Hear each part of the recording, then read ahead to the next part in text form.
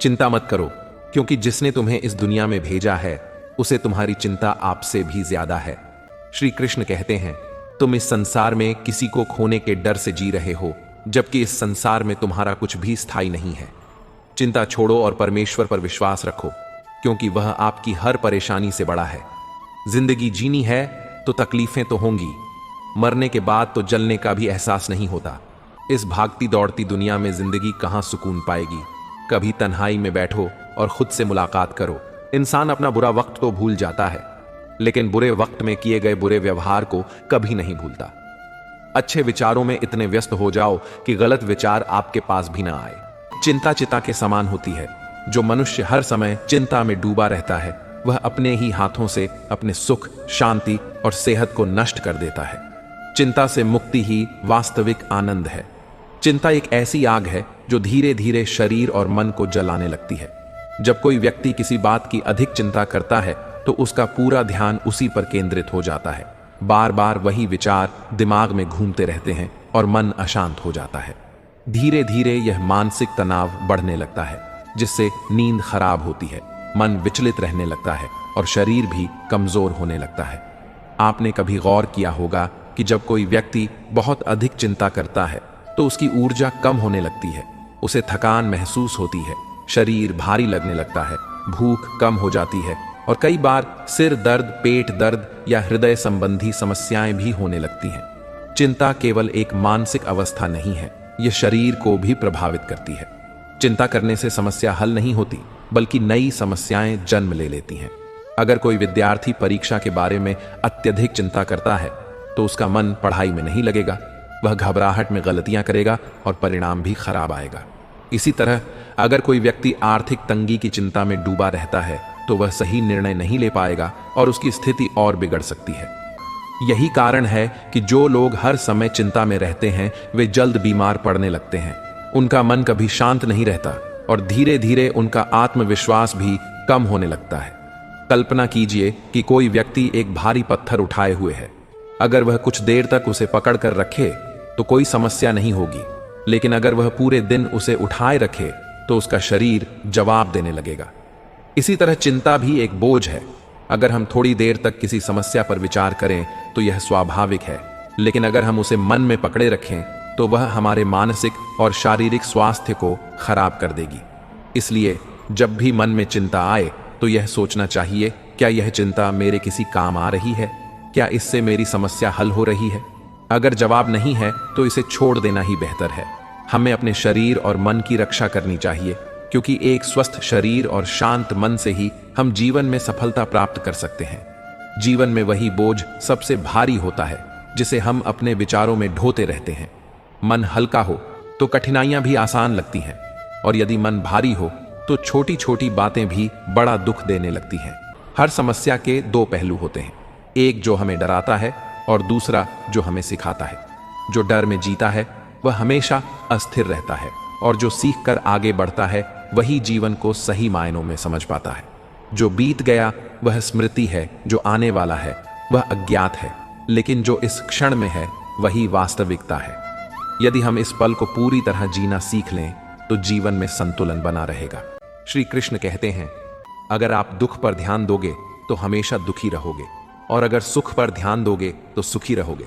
जिस चीज पर आप ध्यान केंद्रित करते हो वही चीज आपके जीवन में सक्रिय होकर प्रवेश करती है। यही कुदरत का नियम है। जो कुछ दिल से दिया जाता है वह हाथ से नहीं, और जो कुछ मन से कहा जाता है वह शब्दों से नहीं। जीवन में वही बोझ सबसे भारी होता है जिसे हम अपने विचारों में ढोते रहते हैं। मन हल्का हो तो कठिनाइयां भी आसान लगती हैं, और यदि मन भारी हो तो छोटी छोटी बातें भी बड़ा दुख देने लगती हैं। हर समस्या के दो पहलू होते हैं, एक जो हमें डराता है और दूसरा जो हमें सिखाता है।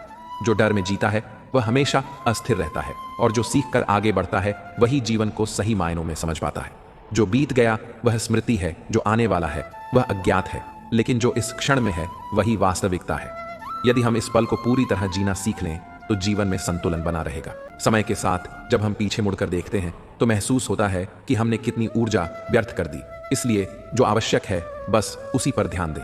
मनुष्य अपने विचारों से घिरा रहता है, और वही विचार उसे खुश भी कर सकते हैं और व्याकुल भी। यदि हम विचारों को सकारात्मक दिशा में मोड़ लें तो जीवन की हर परिस्थिति एक नए अवसर की तरह लगेगी। हर दिन एक नया अवसर लेकर आता है। जो बीत गया उसे बदल नहीं सकते, लेकिन आज जो किया जा सकता है वह हमारे हाथ में है। यदि हम इसे सही दिशा में उपयोग करें तो भविष्य स्वयं ही बन जाएगा। बदलाव ही जीवन का नियम है। जो इसे स्वीकार कर लेता है वह हमेशा सहज रहता है, लेकिन जो परिवर्तन से डरता है वह हर स्थिति में बेचैनी अनुभव करता है। इसलिए परिवर्तन को सहजता से अपनाना ही बुद्धिमानी है।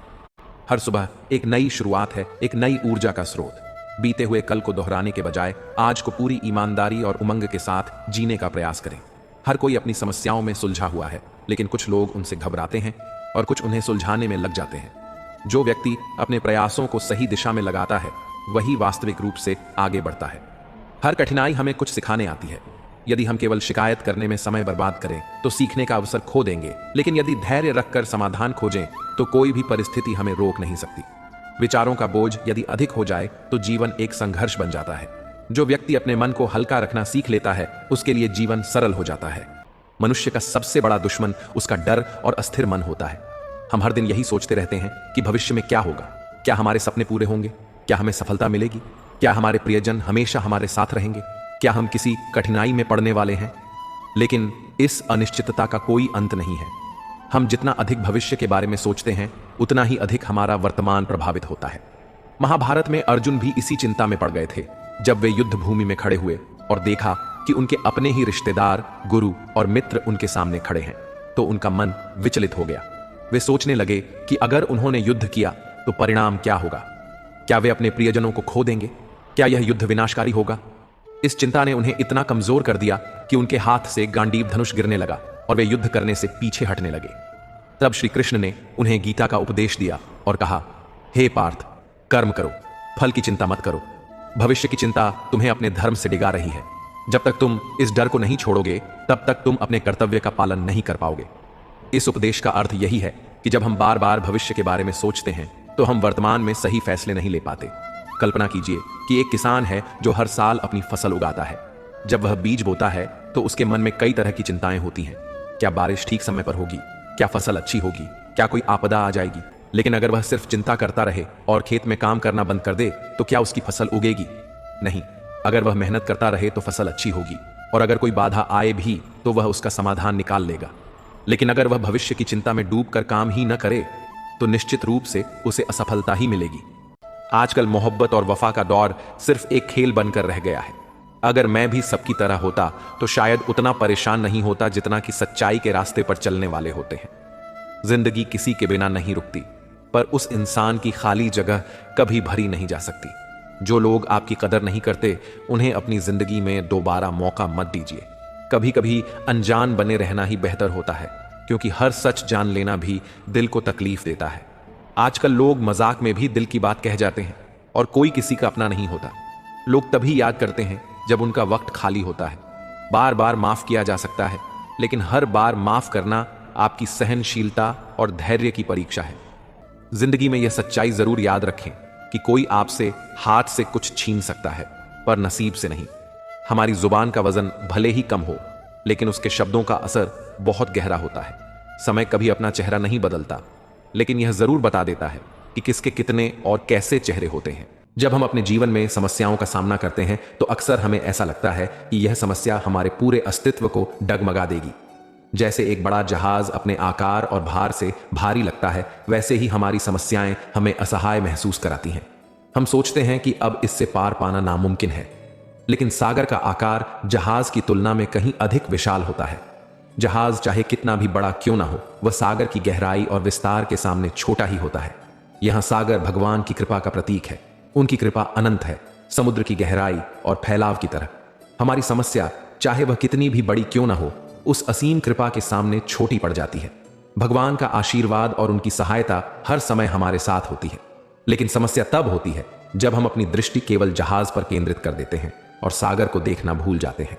यह समझना जरूरी है कि हमारी समस्याएं हमारे जीवन का केवल एक हिस्सा हैं, हमारा पूरा जीवन नहीं। अक्सर हम समस्या को इतना बड़ा बना लेते हैं कि हमें लगता है कि अब कोई समाधान नहीं बचा। हम अपने मन में डर, चिंता और असुरक्षा को इतना बढ़ा लेते हैं कि भगवान की कृपा को महसूस ही नहीं कर पाते। इस संदर्भ में हमें यह सीखना चाहिए कि भगवान का साथ हमेशा हमारे साथ है। जब भी हम किसी मुश्किल में पड़ें, हमें अपने मन को शांत करके उनकी शक्ति और कृपा पर ध्यान केंद्रित करना चाहिए।